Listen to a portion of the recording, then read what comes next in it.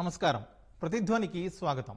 తండ్రి వైఎస్ అంత్యక్రియలు పూర్తవక ముందే సీఎం కావడం కోసం సంతకాలు సేకరించారని జగన్పై నాడు విమర్శలు వచ్చాయి. ఓదార్పు యాత్ర పేరుతో చనిపోయిన కుటుంబాల ఇళ్లకు చిరునవ్వులు చిందిస్తూ పూలదండలు వేసుకుని జైతి యాత్రలో వెళ్లడం జగన్కు అలవాటు. సాధారణ మరణాలను కూడా ఆయన రాజకీయ మరణాలుగా మలుస్తారు. జగన్ది శవరాజకీయమని ప్రత్యర్థులు ఆరోపిస్తారు. అయితే అది కేవలం ఆరోపణ మాత్రమే కాదు, అదే నిజమని జగన్ ప్రతిసారి నిరూపిస్తుంటారు. పోలీసు పర్మిషన్కు మించి జనాలను పోగేసి రవస్ చేస్తారు. పైగా తనకి భద్రత లేదని దబాయిస్తారు. మొన్నటికి మొన్న గుంటూరు జిల్లాలో తన కారు కింద నిండు ప్రాణం విలవెల్లాడుతూ చనిపోయినా కూడా ఆయన అభివాదాలు ఆపలేదు. కారు ఆగలేదు. జగన్ తీరు అమానవీయం కాదా? అనాగరికంగా లేదా? జగన్ చేస్తున్నవి రాజకీయ యాత్రలా, జనంపై దండయాత్రలా? ఇది నేటి ప్రతిధ్వని. మన చర్చలో పాల్గొంటున్న వారు మాధవిరెడ్డి గారు, కడప ఎమ్మెల్యే, అలాగే టి లక్ష్మీనారాయణ గారు, ఏపీ సమగ్రాభివృద్ధి అధ్యయన వేదిక కన్వీనర్. మాధవిరెడ్డి గారు, జగన్ రాజకీయ ప్రయాణాన్ని ఒకసారి మొదటి నుంచి పరిశీలిస్తే ఆయన చేస్తున్న యాత్రలను మీరు ఏ విధంగా అభివర్ణిస్తారు?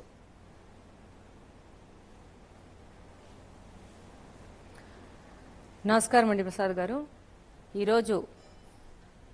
ఈరోజు పరిస్థితి ముఖ్యంగా గమనిస్తే ఒక వారం 15 రోజుల నుంచి ఆంధ్రప్రదేశ్ జరుగుతున్న విషయాలు చూస్తూ ఉంటే జగన్మోహన్ రెడ్డి గారు చేస్తున్న యాత్రలు ఏం ఆలోచించి చేస్తున్నారు, ఏం ఆశించి చేస్తున్నారు అనేది మనము ఒకసారి మాట్లాడుకోవాల్సిన అవసరం ఉంటుంది. అందరికీ తెలుసు, రాజశేఖర రెడ్డి గారు చనిపోయిన వెంటనే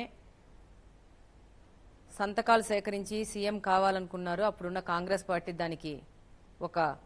దాన్ని సక్సెస్ కాకుండా ఆపేసినారు. అప్పటి నుంచి ఆ తర్వాత 14 ఎలక్షన్లో తననే గెలుస్తాను అనుకున్నారు, గెలవలేకపోయినారు. చంద్రబాబు నాయుడు గారు అధికారంలోకి వచ్చారు. 14 నుంచి 19 వరకు కూడా, ఇప్పుడు మీరు నంద్యాల ఎలక్షన్ చూసుకున్నా కానీ, మిగతా అనేక విషయాలు చూసుకున్నా కానీ, ఆ రోజు కూడా చంద్రబాబు నాయుడిని కొట్టండి, చంపండి అంటూ ఎన్నికల ప్రచారంలో ఒక పిలుపునిచ్చినాడు.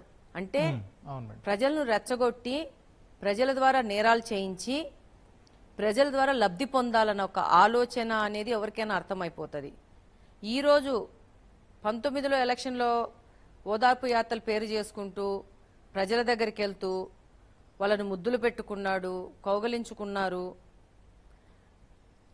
దాదాపు ఎన్నో వేల కిలోమీటర్లు వెళ్ళాడు. ప్రతి ఒక్క ప్రజలకు ఒక అపోహ, నేను వస్తే చాలా గొప్పగా ఉంటుంది, కని ఎరగని రీతిలో పరిపాలన అంటూ ఒక మోసం చేస్తూ 19వ ఎలక్షన్లో ప్రజలు పెద్ద మెజారిటీ ఇచ్చి, ఒక గొప్ప అవకాశం అనుకోవాలా, పెద్ద మెజారిటీ ఇచ్చి ఆయన గెలిపిస్తే ఆ తర్వాత జరిగింది ఏంది అనంటే, పరదాలు కట్టుకొని ప్రజల్ని ఎవరిని కలవకుండా ఒక ప్యాలెస్లో ఉంటూ 20 కిలోమీటర్లు 30 కిలోమీటర్లు కూడా హెలికాప్టర్లు ఎక్కుతూ, ఈరోజు నేను కడప నుంచి వస్తున్నాను, నేను చూడంగా కూడా కడపకు వస్తే, కడప తన సొంత ఊరు, తన పుట్టి పెరిగి తిరిగిన ఊరు. అక్కడ కూడా దాదాపు 15-20 అడుగుల దూరంలోనే బ్యారికేడ్లు వేసి, ఆ బ్యారికేడ్లు అవుతున్న తన పార్టీ కార్యకర్తలు, సుమారైన నాయకులను కూడా అక్కడ నిలబెట్టి చూసిన సందర్భాలు నేను నా కళ్ళ ద్వారా చూసినాను. ఈరోజు మళ్ళా ఓడిపోయాడు. ఆయన పరిపాలనకు ప్రజలు ఇచ్చిన తీర్పు ఇచ్చినారు. కూటమి ప్రభుత్వం కావాలా, ఒక అభివృద్ధికి దోహదపడే ప్రభుత్వం మాకు కావాలా, ఒక సుస్థిరమైన ప్రభుత్వం కావాలా, అలాగనే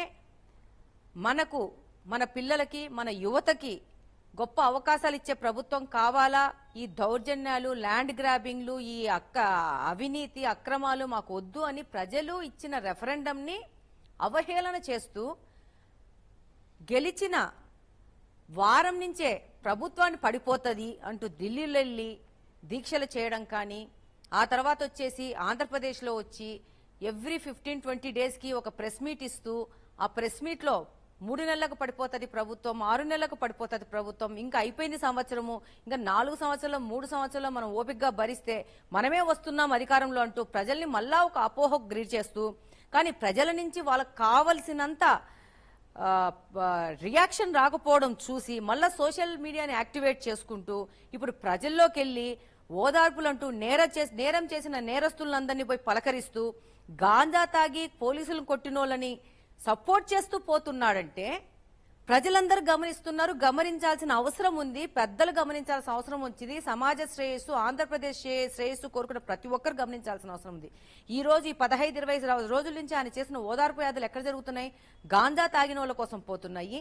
బెట్టింగ్ లో ఆయన గెలుస్తాడు, ఆయన ప్రభుత్వం మళ్ళా అధికారంలోకి వస్తుంది అని చెప్పి బెట్టింగులు పాడి ఆ బెట్టింగుల్లో ఓడిపోయి ఆయన అధికారంలో రాకపోవడంలా విపరీతంగా ఆర్థికంగా నష్టపోయిన వ్యక్తి ఆత్మహత్య చేసుకుంటే, అంటే రిజల్ట్స్ మనకు June 4 వచ్చాయి. 5th అబ్బాయి ఆత్మహత్య చేసుకుంటే అది పాపం. ఒక తండ్రికి, ఆ కుటుంబ సభ్యులకి ఎంతో తీరని లోటు జరిగింది. అప్పుడు ముఖ్యమంత్రిగా ఈయనే ఉన్నాడు.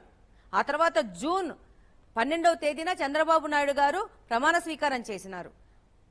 చక్కగా ఆయన అధికారంలో ఉన్నప్పుడే వెళ్ళిపోయి ఆయన ఆర్థికంగా ఆదుకొని పలకరించిండొచ్చు. కానీ ఆయన ఉద్దేశము ఆ వ్యక్తిని ఓదార్పు చేయడం కాదు, ఆయన బాధల్లో నేను తోడుగుండాలనే ఆలోచన కాదు. జస్ట్ ఈ యొక్క అవకాశాన్ని ఆయన రాజకీయ లబ్ధి కోసం వాడుకోవాలని చెప్పేసి ఆయన పోయిన పలకరించుకోవడము, ఆ తర్వాత పోయి గాంజా తాగి అసలు తల్లులు అల్లాడిపోతున్నారు. నేను నా కళ్ళ ద్వారా చూశాను. నేను ప్రజల్లో తిరుగుతూ ఉంటాను. నా ఇంటికి ఇప్పటికి 5-6 సార్లు మహిళలు వచ్చేసి గాంజా ఇలాంటి వాళ్ళని పరామర్శించే క్రమంలో తన వాహనం కిందే స్వయంగా ఒక వ్యక్తి పడి మరణించినా కూడా వాహనాన్ని ఆపకపోవడం, ఆ తర్వాత పరామర్శించకపోవడం, దీన్ని ఎలా అర్థం చేసుకోవాలంటారు?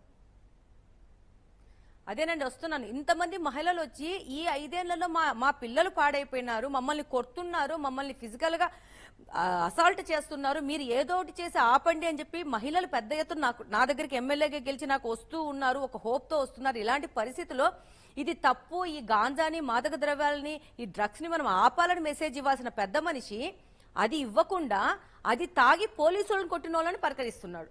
ఈ రోజు ఈ పరామర్శల కోసం వెళ్లి ఈ పరామర్శల్లో విపరీతంగా మనుషుల్ని సమీకరించుకొనేసి, అంటే పోలీసులు కూడా కంట్రోల్ చేయలేనంత మనుషుల్ని ఆయన ప్రోగేసుకొనేసి, నాదింత బలము, నాకు ప్రజలు ఇంత పెద్ద ఎత్తున నాకు సపోర్ట్ చేస్తున్నారని చనిపోయిన వ్యక్తిని పరామర్శించడానికి ఈయన పూలు చల్లుకుంటూ మెరవని చేసుకుంటూ వెళ్తూ దండలేయించుకుంటూ డబ్బులిచ్చి తెచ్చుకున్న మనుషులతో నాదింత బలమని చూపించుకుంటూ ఆ కార్యక్రమంలో కంట్రోల్ చేయలేని విధంగా క్రియేట్ చేసే సిచ్యువేషన్ ని, ఒక మనిషిని, ఒక సాధారణ పౌరుణ్ణి కారు కింద పడితే ఆయన మీద టైర్ వెళ్తే ఆ వ్యక్తిని ప్రమాదం జరిగింది. 5-10 కిలోమీటర్ స్పీడ్ కంటే ఆ కారు వెళ్ళిండదు. అక్కడ మనిషి పడ్డాడు అని ప్రతి ఒక్కరికి తెలుసు. ఆ చుట్టుపక్కల ఉన్న 100-200 మందికి తెలుసు. తెలిసినా కూడా ఆపి ఆ వ్యక్తిని పరామర్శించి ఇమీడియట్ గా ఒక ఫోన్ చేసి అంబులెన్స్ ఇచ్చి, లేకపోతే తను దిగి తన కారులో ఆ వ్యక్తిని పండబెట్టి హాస్పిటల్ చేర్చాల్సిన పొజిషన్ లో ఉన్న ఈ వ్యక్తి, నేను రాజకీయాల గురించి మాట్లాడను, ఒక సమాజంలో ఒక గుర్తింపు కలిగిన పొజిషన్ లో ఉండి నువ్వు ఒక మనిషిని నీ కారు కింద తొక్కి ఆ మనిషిని తీసుకుపోయి హాస్పిటల్లో కూడా చేర్చలేని కనికరం లేకుండా నువ్వు ఆడ వదిలేసి ఆ మనిషిని ఒక కుక్కనో, పిల్లినో, ఒక కోడినో చచ్చిపోతే తీసుకుపోయి, ఇప్పుడు పరిస్థితి ఎలా ఉందంటే ప్రజల మానసిక స్థితి, జంతు ప్రేమికులు ఎవరో ఒక కుక్కకి ఏదన్నా అయితే, కుక్కను ఎవరన్నా అసాల్ట్ చేస్తే కూడా కోర్టులకు వెళ్ళేసి పోలీస్ స్టేషన్కి వెళ్ళి కేసులు పెడుతున్న సమాజము. యూరోపియన్ కంట్రీస్ లో మనం ట్రావెల్ చేస్తుంటే మధ్యన ఫారెస్ట్ లో వస్తే మన కార్ నుంచి ఏ జింకనో ఏదన్నా కుడితే మనకు అంత పెద్ద పెద్ద శిక్షలు ఉంటాయి.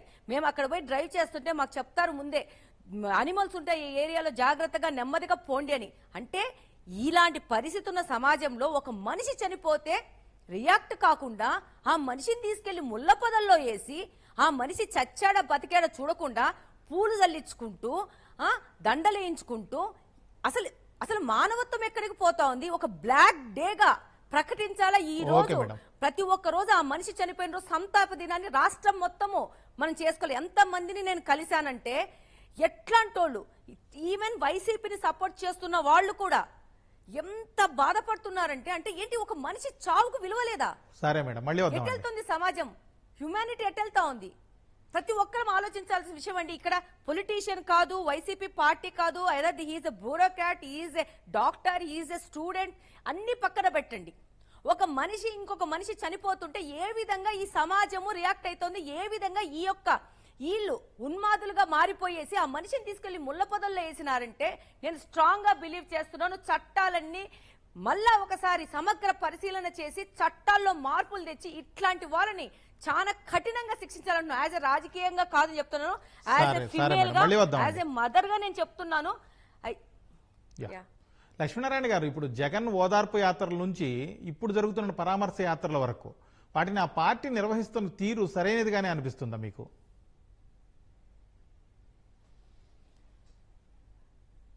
ఇది అత్యంత జుగుప్సాకరమైనటువంటి పరిస్థితి. తండ్రి చనిపోతే ఆయన మీద ఉన్నటువంటి అభిమానంతో కొంతమంది మరణించారు అని వారందరి యొక్క జాబితాను తయారు చేసి వాళ్ళ దగ్గరికి వెళ్ళి ఓదార్పు యాత్ర పేరుతో కార్యక్రమాన్ని చేపట్టారు.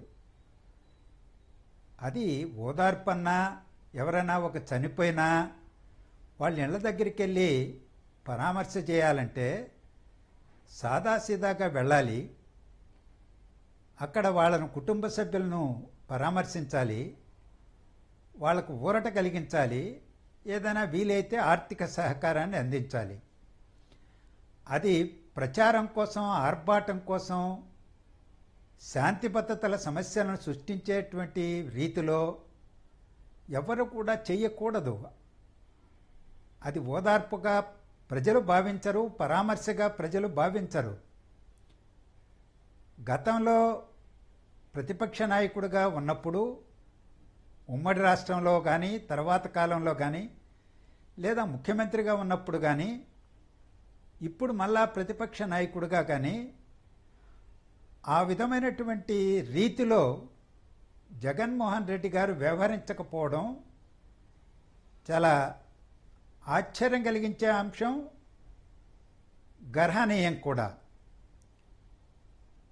గ్రామ కక్షలు, రాజకీయ హత్యా రాజకీయాల నేపథ్యం ఉన్నటువంటి వాళ్ళు ప్రాణాలకు విలువివ్వరు. అది పదే పదే రుజువు చేసుకుంటున్నటువంటి పరిస్థితి మనకు కనిపిస్తుంది. మొన్న వాహనం కింద ఒక మనిషి పడిపోయాడు. పడిపోయిన వ్యక్తి తనను ప్రేమించే, అభిమానించేటువంటి వ్యక్తి, తన కోసం వచ్చాడు. మరి వాహనం వాహనం కింద పడిందా, ఇంకొకరి వాహనం కింద పడిందా, లేదా కాలు జారి పడిపోయి జనం యొక్క దీంట్లో తొక్కిసలాట్లో ప్రాణాపాయ స్థితిలో ఉన్నాడా? ఏ స్థితిలో ఉన్నప్పటికీ ఆ వార్త తెలిసిన వెంటనే ఆగమేఘాలపైన అతనిని రక్షించుకునేటువంటి పని చేయాలి. ఎవరైనా ఒక మానవత్వం అన్నటువంటి మనిషి చేయాల్సినటువంటి పని అది. అలా చెయ్యలేదంటే ఏమనాలి? రెండవది, ఇవాళ భారతదేశ స్వాతంత్రోద్యమంలో అసూలు బాసిన అమరవీరులు అనేక మంది ఉన్నారు, త్యాగధనులు ఉన్నారు. వాళ్లకు విగ్రహాలు పెట్టేటువంటి ఉన్నతమైనటువంటి సంస్కారం కలిగినటువంటి సమాజం మనది, వారిని ఆరాధించే సమాజం.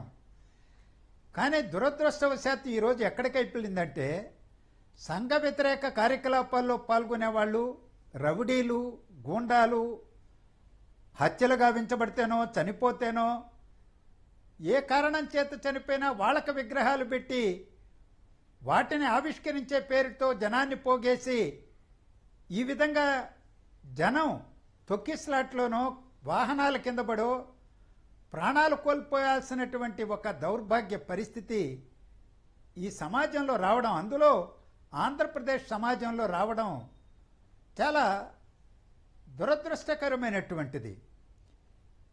ఆంధ్రప్రదేశ్ విభజన తర్వాత అనేక సమస్యలతో కొట్టుమిట్టాడుతూ ఉంది. అభివృద్ధి కోసం పరితపిస్తున్నది సమాజం, యువత. ఈరోజు 5 ఏళ్ల అధికారంలో ఉన్నప్పుడు విధ్వంసకరమైన విధానాలు, ఆర్థిక పరంగా వ్యవస్థల విధ్వంసం, ప్రజాస్వామ్యాన్ని విధ్వంసం చేయడం, మానవ హక్కులు, ప్రజాస్వామ్య హక్కులు కాలరాయడం, అదే పనిగా 5 ఏళ్లు గడిపేశారు. ఆర్థిక వ్యవస్థను ధ్వంసం చేసేసి అప్పుల ఊబిలో కూరుకుపోయేలాగా చేసి వెళ్ళిపోయారు. తర్వాత ప్రజలు ప్రజాస్వామ్యయుతంగా ప్రభుత్వాన్ని మార్చుకున్నారు, పాలన సాగుతున్నది. గత ప్రభుత్వం యొక్క దుష్ట పాలన నుంచి బయటపడి అభివృద్ధి వైపున అడుగులు వేయాలనేటువంటి ఆలోచన చేస్తున్నప్పుడు పారిశ్రామికవేత్తలని పెట్టుబడుల్ని ఆహ్వానించాలని పరితపిస్తున్నప్పుడు ఈరోజు ఇలాంటి సమస్యలు సృష్టిస్తే ఎవరైనా పెట్టుబడులు పెడతారా వచ్చి?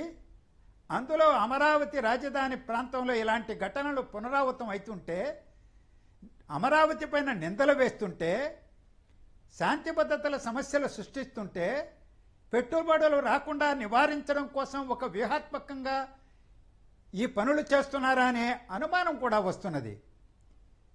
పెట్టుబడులు రాకపోతే నిరుద్యోగ యువత ఎక్కడికి వెళ్ళాలి? ఏ రాష్ట్రానికి వెళ్ళాలి? ఏ దేశానికి వెళ్ళాలి? వాళ్ళ భవిష్యత్ ఏంటి? ఈరోజు బాధ్యత కలిగినటువంటి ప్రతిపక్ష నేతగా, ముఖ్యమంత్రిగా చేయలేనటువంటి పనులు అయిపోయినాయి. ఈరోజు ప్రధాన ప్రతిపక్ష నాయకుడిగా అయినా బాధ్యతగా వ్యవహరించాల్సిన అవసరం ఉంది కదా. శాసనసభకి వెళ్ళరు, ప్రజా సమస్యలు చర్చించరు, బయట రైతాంగ సమస్యలు, ఆత్మహత్యలు చేసుకున్న రైతులు ఉన్నారు, వాళ్ళ కుటుంబాలకి ఎప్పుడైనా వెళ్ళి పరామర్శ చేశారా? ఓదార్చారా? ఈరోజు బాధ్యతగా ఆలోచించాలని మాత్రమే నేను కోరుతున్నాను.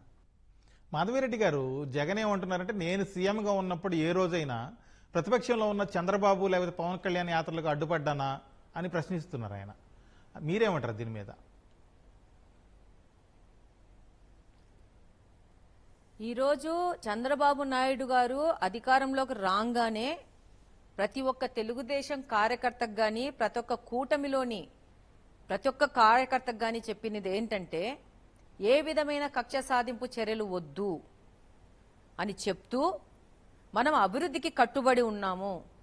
ఇందాక పెద్దలు చెప్పినట్టు ఆంధ్రప్రదేశ్ 5 సంవత్సరాలు పారిశ్రామిక అభివృద్ధికి కుంటుబడింది.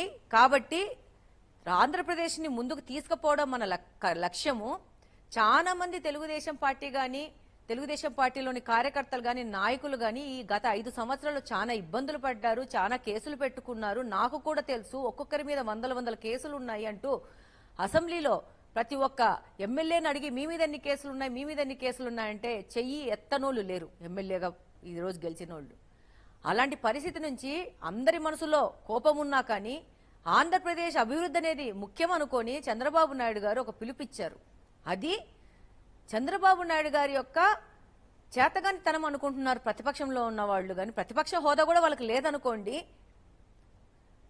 ఈరోజు వాళ్ళు ఒక అభద్రాభావము, ఒక అశాంతి వాతావరణము, పారిశ్రామికంగా ఆంధ్రప్రదేశ్కు పెట్టుబడులు రాకూడదనే ఒక ఉద్దేశంతో ఈ యొక్క పర్యటనలు చేస్తూ, ఈ పర్యటనలో విపరీతమైన ఉగ్రవాద చేష్టలు చేసుకుంటూ ముందుకు పోతున్నారు. పైపెచ్చి అడుగుతున్నారు. ఏమడుగుతున్నారు? మేము ఆపామా అని అడుగుతున్నారు. మిమ్మల్ని కూడా ఎవరు ఆపలేదే. ఎందుకు వీళ్ళకి ఇంత వేల మందిలో, వందల మందిలో మనుషుల్ని ప్రొక్యూర్ చేసుకొని పర్యటన చేయాల్సిన అవసరం ఏముంది? నేను అడిగితే ఒక సాధారణ పౌరుల్లాగా నేను చెప్తాను, ఒక లిమిట్ అనేది ఉంటుంది. ఒక మనిషిని పరామర్శించడానికి, విచారింపులు పోవడానికి మెరవన్లు చేసుకుంటూ పోవాలా? 10 మంది వెళ్ళండి మీ పార్టీలో వాళ్ళు, ఆ లోకల్లో ఉన్న నలుగురు, మీరు మీ యొక్క 1, 2, 3లు వెళ్ళండి, వెళ్ళి పరామర్శించండి. మీ బాధల్లో మేము తోడుగున్నామనండి. మీకు ఏదైనా చేతనైతే ఆర్థికంగా సాయం చేయండి. అది చేయాల్సింది పోయేసి కిలోమీటర్లు మెరవన్ చేసుకుంటూ, డబ్బులు పెట్టి మనుషుల్ని ప్రొక్యూర్ చేసుకుంటూ, ఇలా మనుషుల మీద కాలు దొక్కిచ్చేసేసి ఆ మనుషుల్ని తీసుకెళ్లి ముళ్ళ పొదల్లో వేసుకుంటూ పోతూ ఉంటే చట్టము, ప్రభుత్వాలు చూస్తూ ఉంటాయా? ఏం చేసావు? మొన్న పొగాకు బేళ్ల దగ్గరికి పోయి పొగాకు బేళ్లని తొక్కి పెట్టినారు. మొన్న తిరుపతిలో ఒక చిన్న ప్రమాదం జరిగి ఎంతో మంది సామాన్యులు, పౌరులు, మహిళలు చనిపోతే హాస్పిటల్లోకి గుంపుల్లాగా పోతారండి. ఐసీయూలోకి కొంతమంది ఆ పార్టీకి సంబంధించిన వాళ్ళు సలైన్ బాటిల్స్ పెట్టిన ఆ కడ్డీలు దొబ్బేస్తున్నారు, సలైన్ బాటిల్ తీసేస్తున్నారు, బ్లడ్ ఇచ్చే వాటిని పైపులను పీకేస్తున్నారు. వీళ్ళు 5 సంవత్సరాలు మంత్రులుగా, ఎమ్మెల్యేలుగా, ముఖ్యమంత్రులుగా పనిచేసిన వాళ్ళు ఇంత మాత్రం కామన్ సెన్స్ లేదంటే చట్టాలు మారాల్సిన అవసరం ఉంది. ఎక్కడి కానీ 10 మంది కంటే ఎక్కువ మంది వ్యక్తులని అలో చేయకుండా ఇంకా కఠినతరంగా తీసుకుపోవాలని చెప్పేసి మేము కోరుకుంటున్నాం మనసులో. చంద్రబాబు నాయుడు గారు ఎంతో ఉదారంగా వీళ్ళని కట్టడి చేయకుండా పరిశీలించుకోండి, పరామర్శించుకోండి చెప్తే దాన్ని చేతగంతనంగా తీసుకొని వెళ్ళిపోయి ప్రజల మీద దాడులు చేస్తూ, ప్రజల మీద కార్లు ఎక్కించుకుంటూ, ప్రజలకు ఒక ఏం చెప్తున్నారు వీళ్ళు? గాంజా కొట్టండి మేము వచ్చి పరామర్శిస్తామని చెప్తున్నారా? నేను చెప్తున్నాను మీ ద్వారా ఆంధ్రప్రదేశ్లోని మహిళలకందరికీ, ఇలాంటి వ్యక్తిని మనం గత 5 సంవత్సరాల నుంచి, ఇలాంటి పార్టీని గత 5 సంవత్సరాల నుంచి మనం గెలిపించుకొని మనం ఒక అధికారం ఇచ్చి మన యొక్క భవిష్యత్తుని వీళ్ళ చేతుల్లో పెట్టాం. ఇప్పుడు 11 సీట్లతో మిగిలిపోయిన వాళ్ళు ఈ రోజు మళ్ళా ఏ విధమైన భయం లేకుండా, పశ్చాత్తాపం లేకుండా, మనం 5 సంవత్సరాలు చేసిన పొరపాట్ల వల్లనే మనకి ఈ ఫలితం వచ్చింది, లెట్స్ కరెక్ట్ అని చెప్పే ఆలోచన లేకుండా ఇంకా ఉన్మాదాన్ని ప్రజల్లో తీసుకుపోతూ, ఒక యువకుడు, టీనేజర్లో ఉన్న యువకులు 14-15 సంవత్సరాల నుంచి 25 సంవత్సరాలు ఉన్న పిల్లలకి ఏమీ వివేకం ఉంటుంది, వాళ్ళకి ఏది తప్పు ఏది కరెక్ట్ అని ఎలా తెలుస్తుంది? అలాంటి వాళ్ళనే వీళ్ళు చూస్ చేసుకొని, అలాంటి వాళ్ళకి ఇలాంటి మాదక ద్రవ్యాలను వీళ్ళ నాయకులే సప్లై చేసుకుంటూ, వాళ్ళని వీటికి బలహీనం చేస్తూ, వాళ్ళకి అది తీసుకొని వాళ్ళ క్రేజ్లో ఏమీ తెలియకుండా వాళ్ళు నేరాలు చేస్తుంటే వాళ్ళని పరామర్శించుకుంటూ, ఆ పిల్లలను ఖండించకుండా, ఆ తల్లిదండ్రులను ఆదుకోకుండా, ఏమి ఇదే వీళ్ళ కుటుంబాల్లో, ప్రతి ఒక్కరి కుటుంబాల్లో వాళ్ళకు పిల్లలు ఉంటారు, ఇళ్లలో నాయనలు ఉంటారు, అన్నలు ఉంటారు, తమ్ముళ్ళు ఉంటారు. వాళ్ళ మీద కాలు ఇలా పోతేనే వీళ్ళు కూడా ఇలానే స్పందిస్తారా? ఒక వ్యక్తి మాట్లాడతాడు, బాగా చదువుకున్న పిల్లోడు, అమ్మానైనా డాక్టర్లు, మేము పోస్టర్లు కడితే తప్ప, నరుకుతే తప్పు లేదా అని చెప్పేసి. నేను అంటున్నాను, ఒక సమాజంలోకి ఉగ్రవాదాన్ని పరిచయం చేస్తున్నారు వీళ్ళు. ప్రశాంతంగా వెళ్తూ, అమ్మయ్య ఇప్పుడే ఈ ప్రభుత్వం నుంచి విముక్తి పట్టి విమోచన వచ్చేసి మాకు స్వాతంత్రం వచ్చింది అమ్మయ్య అని గాలి పీల్చుకుంటున్న ఈ ఆంధ్రప్రదేశ్లోని సమాజాన్ని మళ్ళా ఒక భయోత్పాతం తీసుకొచ్చేసేసి, ప్రజలను భయభ్రాంతులకు చేసేసి, సామాన్య పౌరులు అక్కడికి వచ్చి ఆ ఊరేగింపులో ఉన్న వాళ్లే ప్రజలని మీరు కన్సిడర్ చేయకూడదు.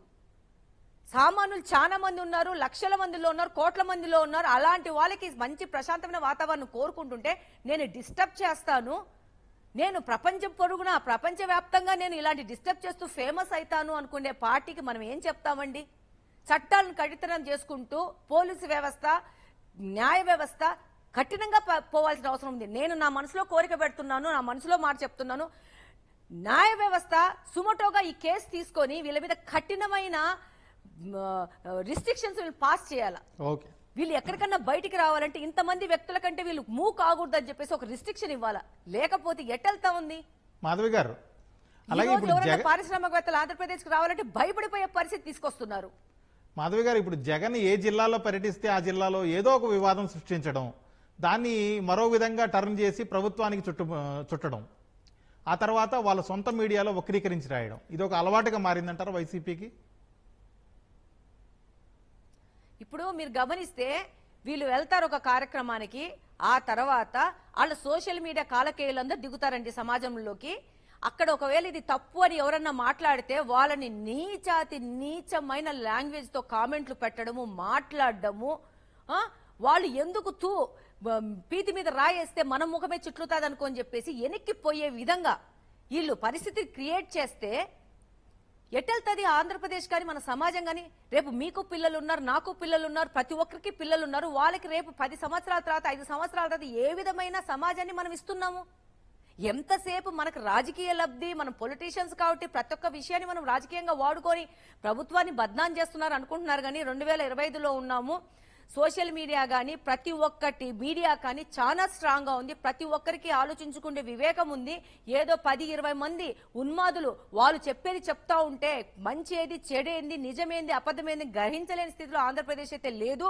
కానీ అలానే కాకుండా మనము చంద్రబాబు నాయుడు గారు కానీ, మంత్రులు కానీ, ప్రతి ఒక్కరు కానీ, న్యాయ వ్యవస్థ కానీ, ప్రభుత్వం కానీ చాలా స్ట్రాంగ్ గా పోవాల్సిన అవసరం ఉందని మాత్రం నేను కోరుకుంటున్నానండి. ఈ విధంగా చేస్తే మన ఆంధ్రప్రదేశ్ భవిష్యత్తు దెబ్బతింటది. ఈ ఓదార్పు యాత్రలు కానీ, ఈ పర్యటనలు కానీ, మిర్చి రైతుల దగ్గర పోయినారు, మిర్చి బయళ్ళని తొక్కి పడేసినారు.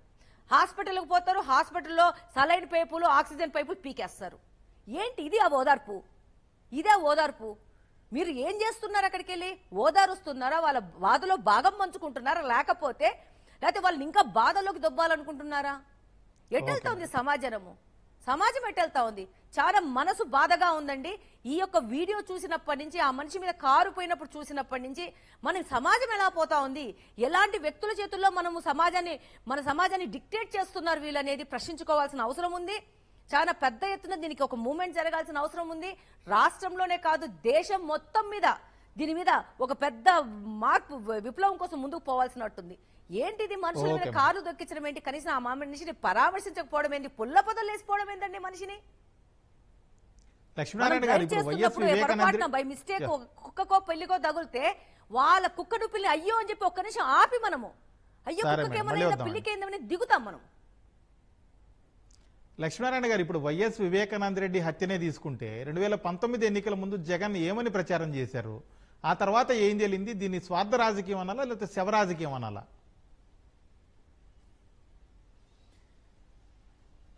ఇక దాన్ని వివేకానందరెడ్డి గారి హత్య గురించి మాట్లాడుకోవాలంటేనే అసలు ఒక రకమైనటువంటి అసహ్యకరమైనటువంటి పరిస్థితి. ఒక మాజీ మంత్రి, మాజీ ఎంపీ, ఒక మాజీ ముఖ్యమంత్రి తమ్ముడు, సౌమ్యుడు, వ్యక్తిగతంగా నాకు తెలుసు. ఆయనను నిర్దాక్షిణ్యంగా హత్య చేస్తే ఆ హత్యను రాజకీయ ఆయుధంగా మలుచుకొని అధికారానికి రావాలనేటువంటి దానికి చేసినటువంటి ప్రయత్నం అత్యంత జుగుప్సాకరమైనది, తీవ్ర గర్హనీయమైనటువంటిది. దాని తర్వాత అధికారంలోకి వచ్చిన తర్వాత 5 ఏళ్ళు ఎలాంటి నిర్వాహకం జరిగిందో వివేకానందరెడ్డి గారి కుమార్తె ప్రత్యక్ష సాక్ష్యం. ఆమె ఎక్కని గడపలేదు, కలవని వ్యవస్థ లేదు, కానీ ఇప్పటికీ న్యాయం జరగలేదు. వ్యవస్థలపైనే విశ్వాసం కోల్పోయేటువంటి పరిస్థితి వచ్చింది. ఎందుకు అది జరిగింది? రాష్ట్ర ప్రభుత్వంలో అధికారంలో ఉన్నటువంటి ముఖ్యమంత్రే ఆ కేసును నిర్వీర్యం చేసేటువంటి పరిస్థితికి పూనుకుంటే, బరితెగిస్తే ఇక వ్యవస్థల మీద ఏ విధంగా విశ్వాసం ఉంటుంది? అందుకనే నేను ఒక మాట ముందన్నాను. హత్యా రాజకీయాల నేపథ్యం, సంస్కృతి ఉన్న నైజం ఉన్నటువంటి వాళ్ళు ప్రాణాలకు విలువివ్వరు అని. అలాగే ఇవాళ నేను ఇటీవలే కర్ణాటకకు ఒక వివాహానికి హాజరయ్యాను. ఒక మంత్రి వచ్చారు. ఆయన వచ్చినట్టు తెలియదు, వెళ్ళినట్టు తెలియదు. పోలీసులు ఏమీ పెద్ద పహరా లేరు అక్కడ. కానీ ఆంధ్రప్రదేశ్లో, తెలంగాణలో ఏంటో ఈ దౌర్భాగ్య పరిస్థితి. మంత్రి అన్నా, ముఖ్యమంత్రి అన్నా, ప్రతిపక్ష నాయకుడన్నా, Z category, plus Z category, అది ఇది వందల వేల సంఖ్యలో ప్రజాధనాన్ని వృధా చేసి ఈరోజు వీళ్ళను పోషించేటువంటి పరిస్థితి అయిపోయింది. వాళ్ళు వస్తున్నారంటేనే ప్రజలు ఇక వాళ్ళ పనులు మానుకోవాలి, వాళ్ళ ఉపాధి కోల్పోవాలి. ఏంటంటే ఇది నిజంగా మీరు ప్రజలకు సేవ చేసేటువంటి వాళ్ళైతే, ప్రజానాయకులైతే మీకు ఈ పోలీసులు బలగాలుగా ఉండాలా? ఈ రోప్పు పార్టీలు ఉండాలా మీకు? మీ సొమ్మేదన ఉంటే ఖర్చు పెట్టుకోండి. అంతేగాని ప్రజల ధనాన్ని ఈ విధంగా వృధా చేయడంతో పాటు ప్రజల ప్రాణాలతో చెలగాటమాడుతూ, ప్రజలను ప్రాణాలు తీస్తూ ఎవరి కోసం మీరు సేవ చేస్తామన్నారు? నేర ప్రవృత్తి కలిగినటువంటి వాళ్ళకే ఇలాంటి పరిస్థితి. మేమున్నాం 40-50 ఏళ్లుగా, మేము రాజకీయ కార్యకలాపాల్లో ఉన్నాం, ఉద్యమాలు చేస్తున్నాం. మేము పోలీసులను ప్రజా సమస్యలపైన ఎదుర్కొన్నాం, లాఠీ దెబ్బలు తిన్నాం, జైళ్ళకి వెళ్ళాం. మాకు పోలీసులు లేరే అండగా? ఎందుకు మీకు ఆ పోలీసులు? ఎందుకు మీకు పోలీసులు? పోనీ పోలీసులు ఉంటే ప్రజల ప్రాణాలు ఏమైనా కాపాడుతున్నారా? లేదే, బలికొంటున్నారే. ఇవాళ ఆంధ్రప్రదేశ్లో సమస్యలు లేవా? మీరు ముఖ్యమంత్రిగా ఉన్నప్పుడు నీటిపారుదల ప్రాజెక్టులు సర్వనాశనం చేశారు. రాయలసీమ కరువు పీడిత ప్రాంతం నుంచి వచ్చారు. ఇవాళ రాయలసీమలో కరువు పీడిత ప్రాంతంలో నీటిపారుదల ప్రాజెక్టుల సమస్య పైన మీరు మాట్లాడుతున్నారా అని అడుగుతున్నా. తెలంగాణ ఈరోజు గోదావరి, కృష్ణా నదీ జలాలపైన రోజు మాట్లాడుతున్నారు, కోర్టులకు వెళ్తున్నారు, కేంద్ర ప్రభుత్వం దగ్గరికి వెళ్తున్నారు. మీరు 5 ఏళ్ల ముఖ్యమంత్రిగా ఉన్నారు, ఎందుకు మాట్లాడరని అడుగుతున్నా నేను. ఎందుకు మాట్లాడరని అడుగుతున్నా నేను. ప్రజా సమస్యలు పట్టవా? రాష్ట్ర నీటి సమస్యలు పట్టవా? హక్కుల సమస్యలు పట్టవా? ఎవరో ఒక బెట్టింగ్ చేసేవాళ్ళు, ఒక రౌడీ సీటర్లుగా ఉండేవాళ్ళు ఎక్కడో ఏదో జరిగితే వాళ్ళని పరామర్శించడానికి పోతారా? ఆర్థిక నేరాల్లో జైలుకి వెళ్తే వాళ్ళను పరామర్శించడానికి జైలుకి వెళ్తారా? మీరు అమరావతికి వెళ్ళినా, లేకపోతే అనంతపూర్కి వెళ్ళినా, ప్రకాశం జిల్లాకి వెళ్ళినా, ఏ ఊరికి వెళ్ళినా ఏదో ఒక దుర్ఘటన, కేసులు, అరెస్టులు, మళ్ళా సినిమా డైలాగులు, రఫాడించేస్తామని. ఏంటి మాటలు? సంస్కృతిని, తెలుగు సంస్కృతిని భ్రష్టు పట్టించేటువంటి తెలుగు భాషని, ఔన్నత్యాన్ని ఘోరంగా హత్య చేసేటువంటి ఈ నైజం మానుకోవాలని నేను కోరుతున్నాను. మాధవిరెడ్డి గారు, ఇప్పుడు తామే నేరం చేసి దాన్ని ఎదుటి వాళ్ళపై నెట్టేయడం, దాని ద్వారా పొలిటికల్ మైలేజీ పొందడం, లేకపోతే వేరు కారణాల వల్ల చనిపోయిన వాళ్ళని, వాళ్ళ మరణాలని రాజకీయ కారణాలు చెప్పి దాని ద్వారా ఒక లబ్ధి పొందడం, ఇవన్నీ ఇట్లాంటి వాతావరణం వైసీపీ డిఎన్ఏలోనే ఉందంటారా? నాకు వాళ్ళ డిఎన్ఏ గురించి అవగాహన లేదండి.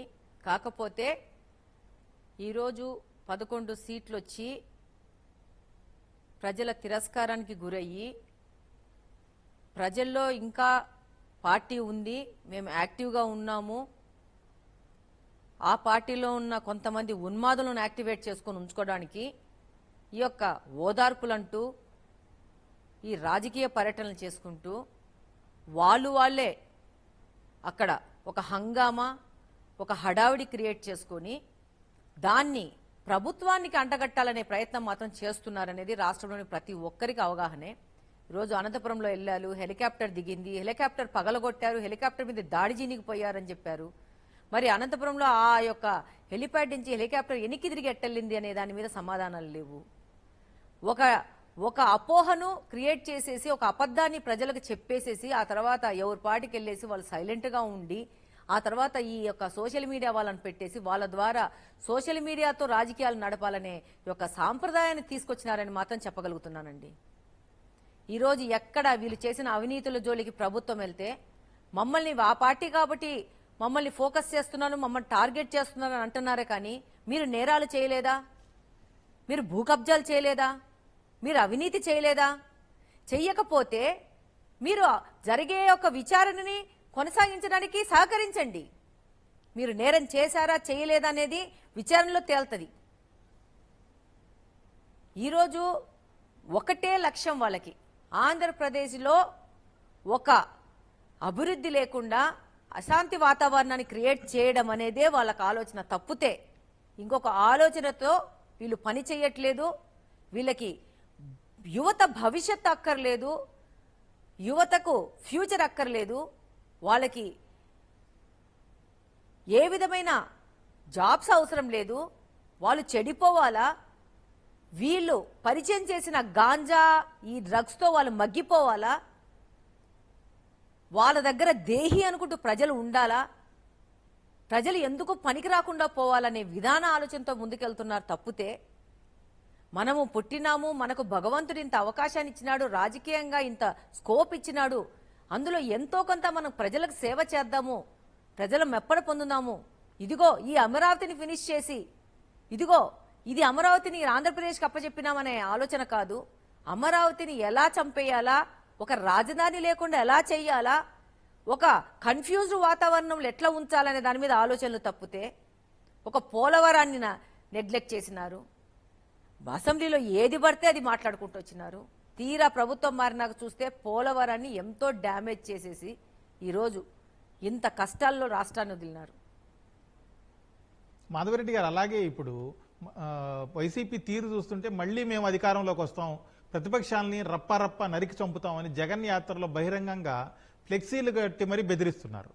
దీన్ని ప్రజలు ఎలా అర్థం చేసుకోవాలి? ఎవ్వరు కూడా సామాన్య ప్రజలు దీన్నైతే మాత్రము స్వాగతించరండి. వాళ్ళ దగ్గర ఉన్న ఆ 10 మంది 20 మంది ఉన్మాదులు తప్పితే ఎవ్వరు స్వాగతించరు, ఏ సమాజము స్వాగతించదు.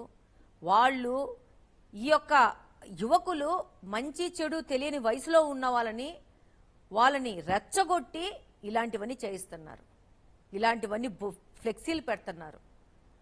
డెఫినెట్గా ఆ యువత కూడా వాళ్ళ భవిష్యత్తు ఎలా తయారవుతుందని చెప్పేసి ఈ రోజు కాకపోతే రేపు అవగాహనలోకి వస్తారు.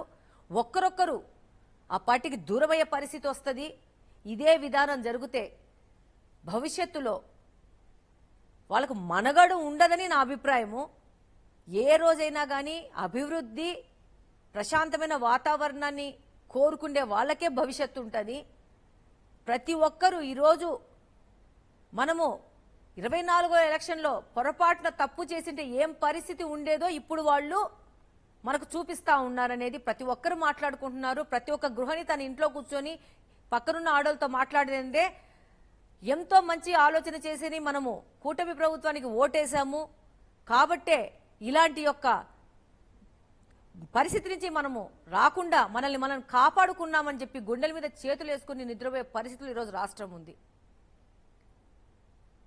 Okay madam. లక్ష్మీనారాయణ గారు, ఇప్పుడు అధికారంలో ఉన్న ప్రతిపక్షంలో ఉన్న ప్రజల్లో భయాన్ని నాటాలని వైసీపీ ప్రయత్నిస్తుందంటారా?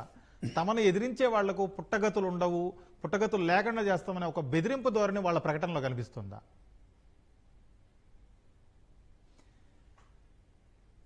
అధికారంలో ఉన్నప్పుడు స్థానిక సంస్థల ఎన్నికలు జరిగాయి. అది పంచాయతీనా, ఎంపీటీసీ, జడ్పీటీసీ, మున్సిపల్ ఎన్నికలు. ఏ ఎన్నికల్లో స్వేచ్ఛగా పోటీ చేద్దాము, ఎన్నికలు నిర్వహించుకుంటాము అని ప్రజలు ముందుకొచ్చిన ప్రత్యర్థి రాజకీయ పార్టీలు ఎవరు కూడా నామినేషన్లు కూడా వేయడానికి వీల్లేదు. పోలీసులను ఉపయోగించి బెదిరించి అదిరించి తరిమేయడం జరిగింది. ఏకపక్షంగా ఎన్నికలు జరిగినట్టుగా డిక్లేర్ చేసుకోవడం జరిగింది. అంటే అదే మనస్తత్వం, అదే నైజం ఈరోజు ప్రతిపక్షంలో ఉండి కూడా ప్రవర్తించడం, ప్రయత్నం చేయడం ప్రజలు హర్షించరు. అలాంటి పనులు చేశారు కాబట్టే ఓడించారు, చిత్తుగా ఓడించి ఇంటికి పంపించారు. గుణపాఠాలు నేర్చుకుంటే భవిష్యత్తు ఉంటుంది.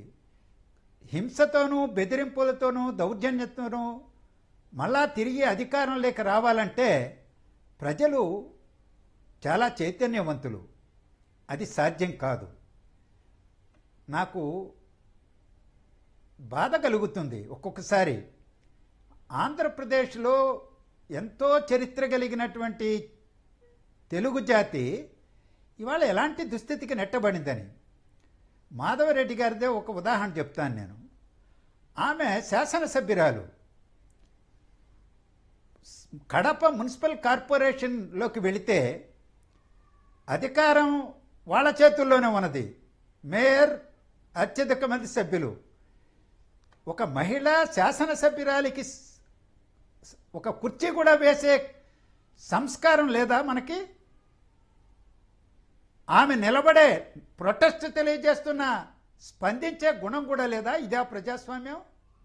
అలాంటి వ్యవహార శైలి కలిగినటువంటి వాళ్ళు ఇవాళ సమాజంలో హింసతోనూ, దౌర్జన్యంతోనూ, అప్రజాస్వామిక విధానాలతోనూ, అదిరింపులు, బెదిరింపులు, సోషల్ మీడియాలో బూతులు, టీవీల్లో వాళ్ళకు ఉన్నటువంటి టీవీల్లో బూతులతో తిరిగి ప్రజలను ఆకట్టుకోగలరా అని నేను అడుగుతున్నా. ఆకట్టుకోగలరా అని నేను అడుగుతున్నా. మారండి. ప్రజా సమస్యలపైన ప్రజాస్వామ్యయుతంగా పోరాటం చేయండి. చట్టసభకి వెళ్ళండి, గళమెత్తండి. అనేక సమస్యలు ఉన్నాయి. ఒక సాధారణ పౌరుడిగా నేను మాట్లాడుతున్నా. ఇక్కడ మాట్లాడడం కాదు, బయట మాట్లాడుతున్నా, సోషల్ మీడియాలో మాట్లాడుతున్నా. ప్రజా సమస్యలే సంస్కారవంతమైన నిర్మాణాత్మకమైనటువంటి భాషతో విమర్శలు చేస్తున్నా. చేయడం లేదా? మీకు కనిపించడం లేదా? నాలాంటి వాళ్ళు చాలామంది ఉన్నారు. అందువల్ల ప్రభుత్వం వచ్చి ఏడాదే అయ్యింది. ఆ ఏడాదిలో వాళ్ళు చేస్తున్నటువంటి మంచి పని ఉన్నాయి, అలాగే తప్పుడు పనులు కూడా ఉంటాయి, లోపభూయిష్టమైన విధానాలు ఉంటాయి. కూటమికి కానీ చంద్రబాబు నాయుడు గారు కానీ వారి అభివృద్ధి నమూనా వాళ్ళది. ఆ అభివృద్ధి నమూనాలో కొన్ని మంచి ఉంటాయి, కొన్ని చెడు ఉంటాయి. మీకు చేతనైతే అధ్యయనం చేయండి, ప్రజలను చైతన్యవంతులు చేయడానికి విమర్శలు చేయండి, సంస్కారవంతంగా చేయండి. అప్పుడు ఆలోచిస్తారు. కానీ ఇప్పుడు పోతున్నటువంటి పోకడలతోనే రాజకీయం నడపాలంటే ఆంధ్రప్రదేశ్ సమాజం పుట్టగతులు లేకుండా చేస్తారు అని నాకు నమ్మకం ఉంది. ప్రకాశం జిల్లా జనసేన నేత రియాజ్ గారు మనతో జాయిన్ అయ్యారు. రియాజ్ గారు, ఇప్పుడు ఇప్పుడు సహజంగా ఎప్పుడైనా ఒక రాజకీయ నాయకుడు కావచ్చు, సాధారణ ప్రజలు కావచ్చు, ఎవరైనా రోడ్డు మీద వెళ్తున్నప్పుడు వాళ్ళ బైక్ లేకపోతే కారు ఎవరినైనా ఢీకొట్టింది, ప్రమాదం జరిగిందంటే వెంటనే వాళ్ళని తీసుకెళ్లి హాస్పిటల్లో జాయిన్ చేయడం, లేకపోతే అట్లీస్ట్ ఆసుపత్రికి తీసుకెళ్లేందుకు ఒక అంబులెన్స్ అన్న పిలవడం చేస్తుంటారు. ఎవరైనా సహజంగా మానవత్వం ఉన్న మనిషి ఎవరైనా అదే పని చేస్తుంటారు. కానీ ప్రతిపక్ష నాయకుడు ఉన్నటువంటి జగన్ గుంటూరు జిల్లా పర్యటనలో ఏం జరిగింది, అక్కడ జరిగిన పరిస్థితులను మీరు ఎలా చూస్తారు? సరే, ఇది పూర్తిగా మానవత్వం కలిగినటువంటి వ్యక్తులు కూడా ఎవరు దీన్ని సమర్థించరు. ఎందుకంటే జగన్మోహన్ రెడ్డి చేస్తున్నటువంటి విధానాలు వాళ్ళ కార్యకర్తలు కూడా తెలుసుకోవాలి ముఖ్యంగా. ఎందుకంటే ఒక మనిషి తన కారు కింద పడినప్పుడు కనీసం ఆగి ఆ మనిషిని పక్కకు తీసి కూర్చోబెట్టి, అంబులెన్స్ గనక రాకపోతే ఏదో మనకున్నటువంటి బండిలో అయినా హాస్పిటల్ పంపించేటటువంటి నైతిక బాధ్యత అతనికి ఉండాలి. కనీసం ఎక్కడా లేదు. ఎందుకంటే అతను ఒక ఫ్యాక్షనిజంగా వచ్చినటువంటి వ్యక్తి. అతనికి కావాల్సింది ఏంటంటే, ఏడాది అధికారం పోయి ఏడాది అయింది.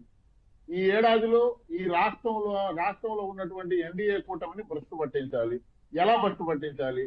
తనకున్నటువంటి రాజకీయ లబ్ధి కోసం కేవలం ఎక్కడ కూడా అతనికి మానవత్వం లేదండి. ఇప్పుడు కూడా అతను ఏమంటున్నాడంటే, నేను తప్పు చేశాను అనే విధానం అతని దగ్గర లేదు.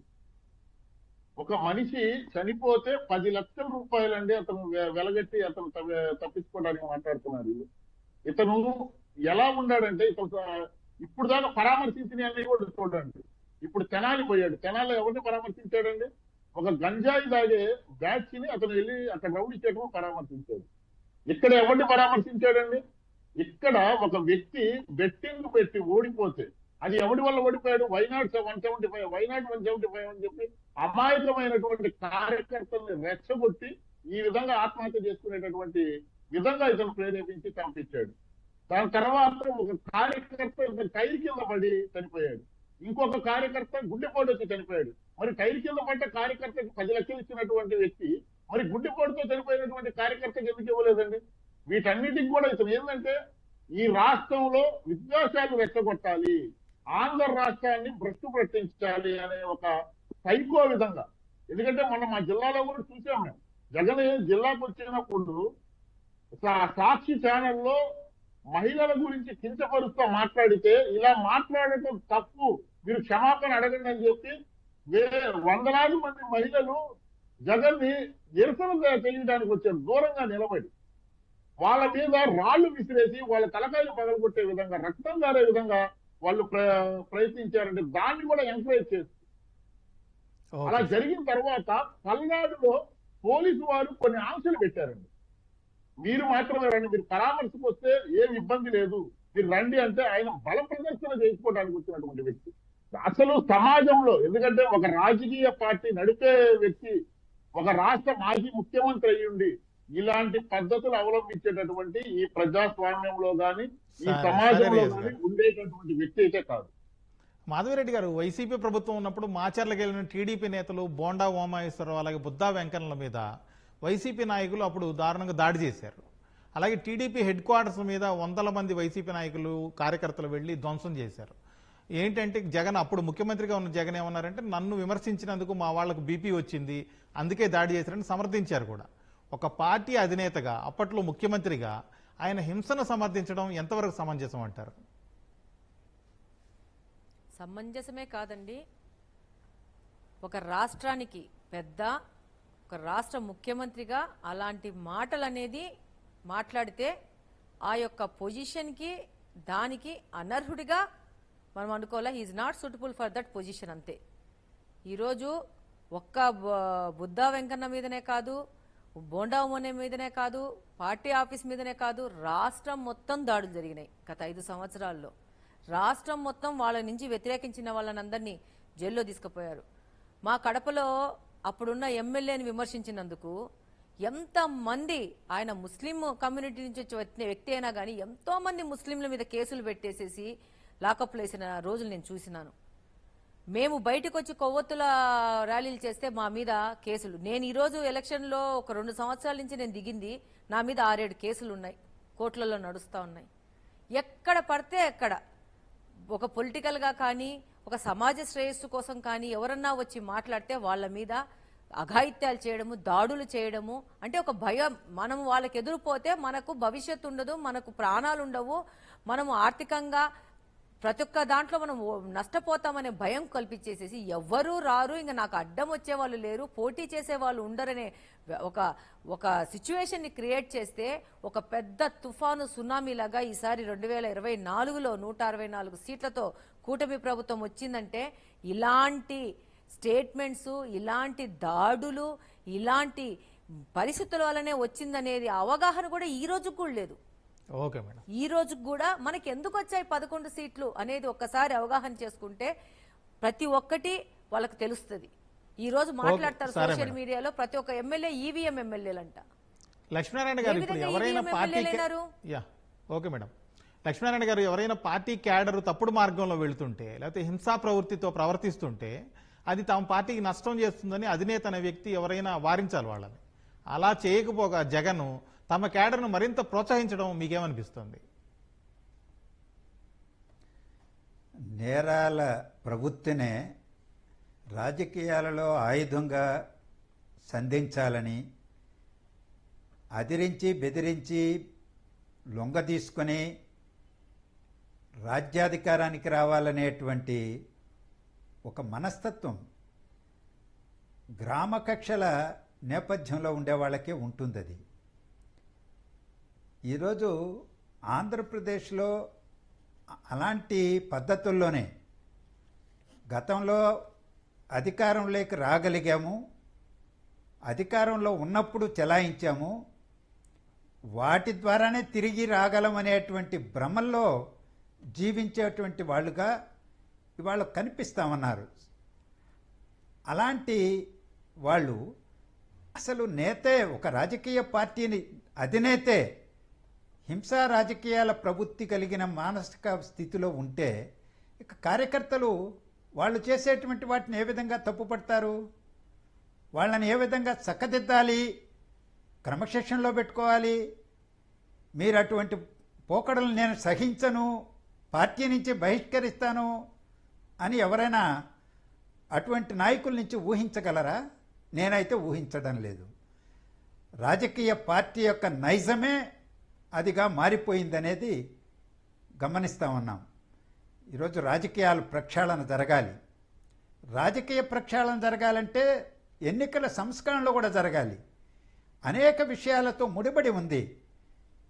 డబ్బు, నేరం, మద్యం ఆయుధాలుగా ప్రయోగించబడుతున్నటువంటి ఈ ఎన్నికల వ్యవస్థలో సంస్కరణలు రాకుండా ఇలాంటి రాజకీయ పార్టీలు, అధినేతలు వాళ్ళ మనుగడ వాటి మీదనే ఆధారపడి ఉన్నాయి.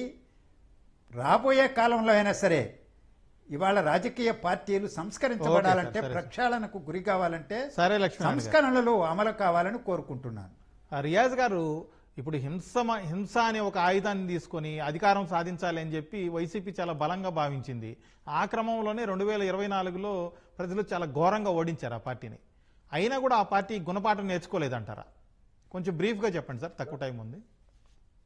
సార్, ఆ పార్టీకి విలువలు లేవు, మానవత్వం, బాధ్యత లేదు. ఎందుకంటే రాజకీయాల్లో ప్రజల కోసము ఆదర్శంగా ఉండాల్సినటువంటి వ్యక్తులు. ఎందుకంటే ప్రజలకు అండగా ఉండాలి, వారి బతుకులకు భరోసా ఇవ్వాలి. కానీ జగన్మోహన్ రెడ్డికి అలాంటి భరోసా ఎక్కడ అసలు కల్పించట్లా. నేను బాగుంటే చాలు అనేటటువంటి వ్యక్తి. కాబట్టే ఈ రోజు బయటికి వచ్చి ఇలాంటి విద్వేషాలు రెచ్చగొడుతున్నాడు. ఎందుకంటే సమాజంలో ఇలాంటి వ్యక్తుల్ని మనం ఇప్పుడే కనుక మనం జైల్లో పెట్టియలేకపోతే నిజంగా మన రాష్ట్రం చాలా దెబ్బతినే పరిస్థితులు ఉంటాయి. రియాజ్ గారు చెప్పండి. రియాజ్ గారు, ఒకవేళ వైసీపీకి సరైన గుణపాఠం నేర్చుకోవాలంటే, ఆ పార్టీ నేతల ప్రవర్తన ఇప్పటికైనా మారాలంటే ప్రజలు ఏం చేయాలంటారు? ఈ ప్రజలు ఏ విధంగా భవిష్యత్తులో వాళ్ళ నిర్ణయాలు తీసుకుంటే, వాళ్ళ అభిప్రాయాలను వ్యక్తం చేస్తే ఈ వైసీపీ మారే అవకాశం ఉందంటారు?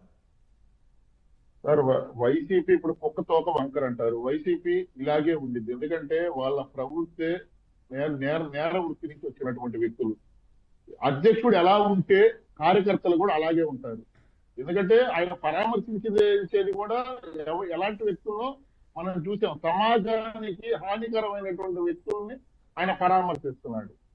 కాబట్టి వాళ్ళు మారు. ప్రజలు కూడా ఏదైతే గతంలో మనం చూసాం, ఆ రోజు తెలుగుదేశం పార్టీ మీద, జనసేన పార్టీ మీద ఆ రోజు పోరాటాలు చేస్తుంటే ఏ విధంగా ఎన్నికలు పోటీ చేయడానికి కూడా భయపడ్డ రోజులు, ఏ విధంగా వాళ్ళు నామినేషన్ పత్రాలు చించేశారు, ఏ విధంగా దౌర్జన్యంగా కేసులు పెట్టారు. ఈ జిల్లాలో కూడా మేము అందరం ఎదుర్కొన్నాం. ఆయన వస్తుంటే మాకు నోటీసులు ఇచ్చారు, ఇళ్ల నోటీసులు కూడా బయటికి రావద్దు మీరు. అలాంటి పరిస్థితులు ఎదుర్కోబట్టే ప్రజలకు అవన్నీ గమనించారు కాబట్టి ఈ రోజు 11 సీట్లకు పరిమితం చేశారు. అయినా ఈ వైసీపీ నాయకులకి బుద్ధి రాట్ల. అయితే 2029కి కూటమి బలంగా ఉండింది. ఈ రోజు వైసీపీకి ఇచ్చినటువంటి 11 సీట్లు కూడా రేపు రాబోయే రోజుల్లో రాకుండా ప్రజలందరూ కూడా మంచి గుణపాఠం చెప్తారని మాత్రం నేను చెప్తున్నాను.